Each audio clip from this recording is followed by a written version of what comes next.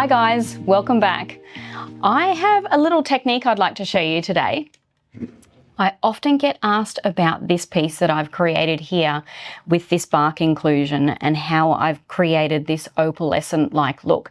So I have created a demonstration piece on this, which I'm going to explain, and I'm going to show you how I do it today. So let's get started.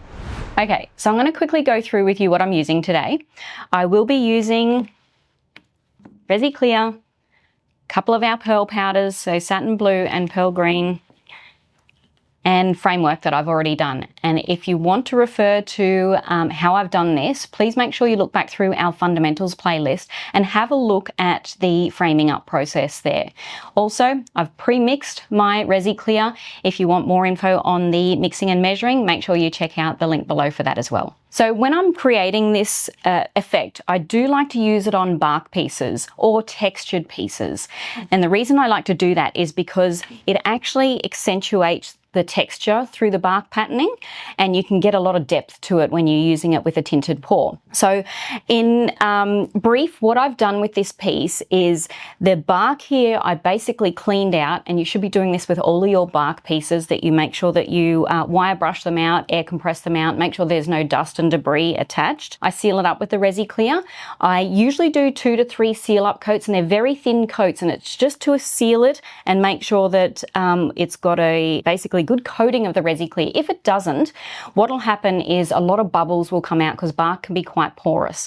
So ensure that you seal it correctly. The first couple of seals might look a lot like matte texture. However, we're aiming for a slightly glossy texture to it. And if you have a look at this piece here, what I've pre-sealed up for you, you can actually see inside this one that it is got, the bark texture is slightly glossy. So that's what you're aiming for this process. Now, once it's sealed up, it is a really easy application, and I am literally just patting in my satin pearl colors, okay? I'm patting in a pearl green and a satin blue in different areas all along the bark, which I'm going to show you on this piece as well. And I'm literally mixing up my Resi Clear, tinting it with my blue tones and pouring it over the top. That tint really shows us and accentuates the color underneath. And this demonstration piece with our avocado and our green really shows you that. So the whole entire bark piece has been coated with our green, poured under a layer of avocado tinted green, and you actually see how it really reflects through with that tint over the top of it. And it gives you a really pearlescent look. It's really effective, and I get asked about it a lot. So let's get started on this piece. Now, this method can be applied in little knot holes and features in timber as well. So keep that in mind.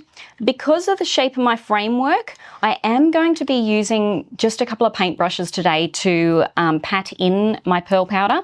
But usually I could even do it with my fingers. I'd basically dip my finger in the powder and tap it onto the higher points of the bark. So let's get started. I'm starting with our green pearl.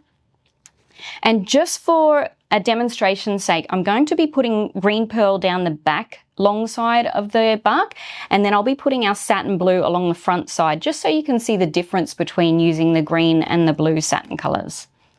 All right. I don't want too much on my brush. I don't want it to be too excessive. I just want a really light coating.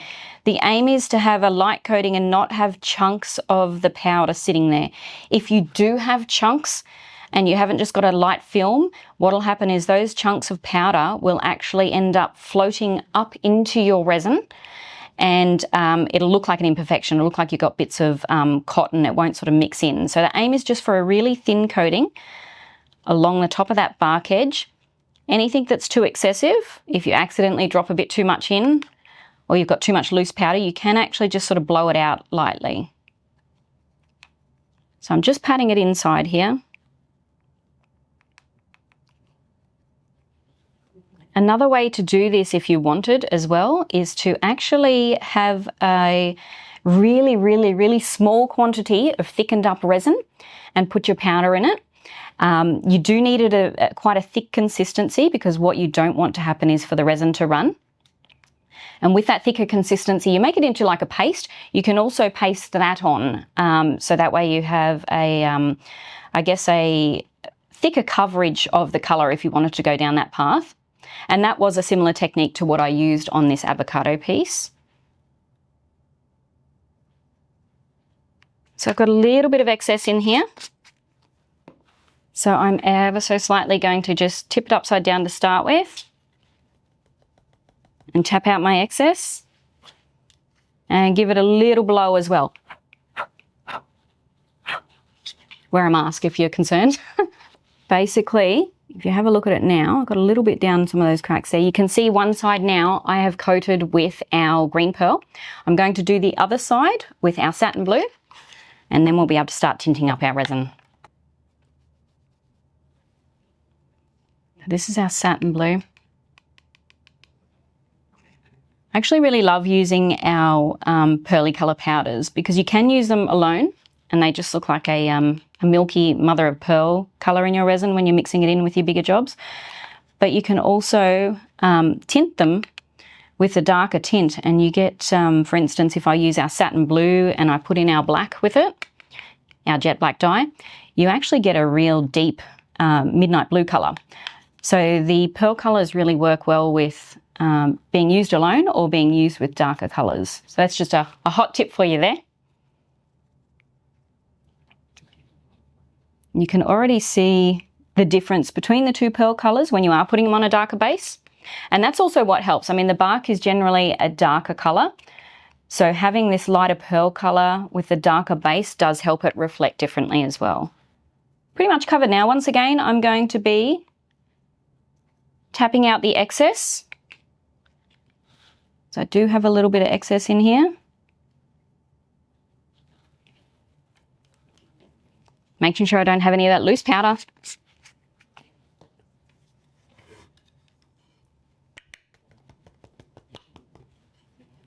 Little bit of a blowout. And if you have a look at that, you can actually see the difference of the satin blue and the pearl green running down each side of it. So now you're thinking, okay, it's super pearly colour. I don't really get it. Don't get where she's going. But remember, we've got to put a pretty heavily tinted layer over the top of it. And instead of doing green, I'm going to do our blue layer this time around. So I've got our turquoise dye. I like the turquoise because it lends on the bluey green tones, but you'll see the difference when you're putting turquoise over basically the satin blue versus the pearl green.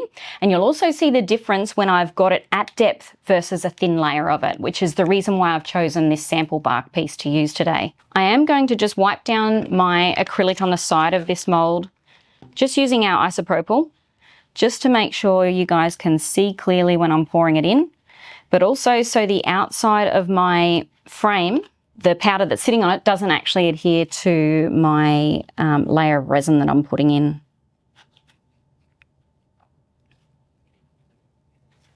I might actually use a little bit on my paintbrush to get down in these corners.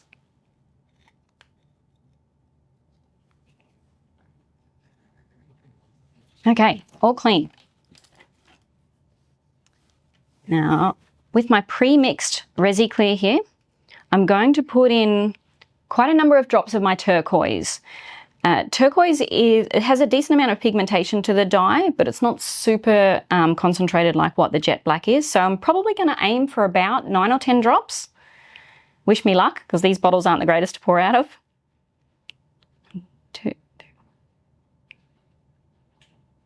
Probably, I think it was about 12 or 13 then. That's okay. You don't want it too pale. You do want the tint to be able to reflect with those pearl colours. So you do want some depth to the tint.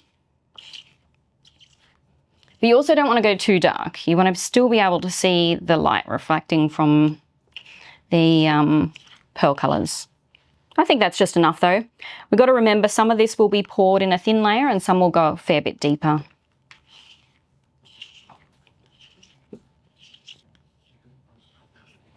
And just make sure you thoroughly mix in your tint. And then we're pretty much ready to pour. So with the board, I poured in really thin layers because it was a really shallow board. But I also used different tints of color. So at the moment I'm just using turquoise, but because I had such shallow areas, I was able to use royal blue, turquoise, and our Kelly green over different sections of the board to give it a different pearly color. So you're not basically stuck with just using the one color. It does come down to personal taste, but for this particular example, just the one tinted color, because I've got a larger channel to pour in, makes it a lot easier. Okay, I've got a little bit on the top of my container, so I will be popping my gloves on when I'm pouring just to make sure I'm not going to get it on my hands. And remember, I don't need a mask because all of our resins are VOC free and 100% solids. So when we put our A and a B together, we don't get any of those nasty toxic fumes releasing because of that. But I am working in a well-ventilated room. But I do always recommend our nitrile gloves just to make sure that you don't build up an intolerance to the resin over time and get some kind of allergic reaction. Okay, we're going to pour. And this is the exciting bit. I'm going to pour in quite gently. I'll just start from the top side here.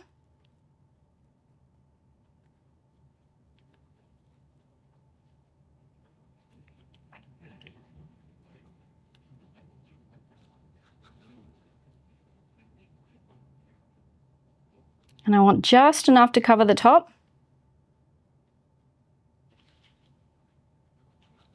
So it pools a little bit below on the lower side.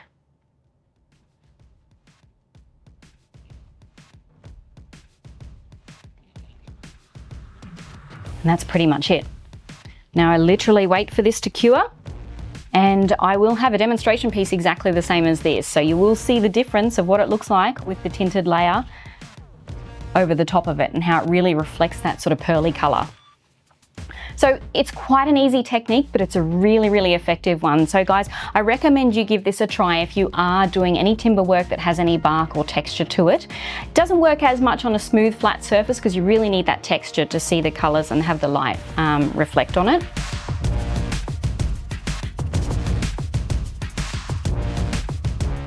Okay guys, if you're following along, make sure you hit that subscribe button. Any comments, please leave them below, and we'll see you next time.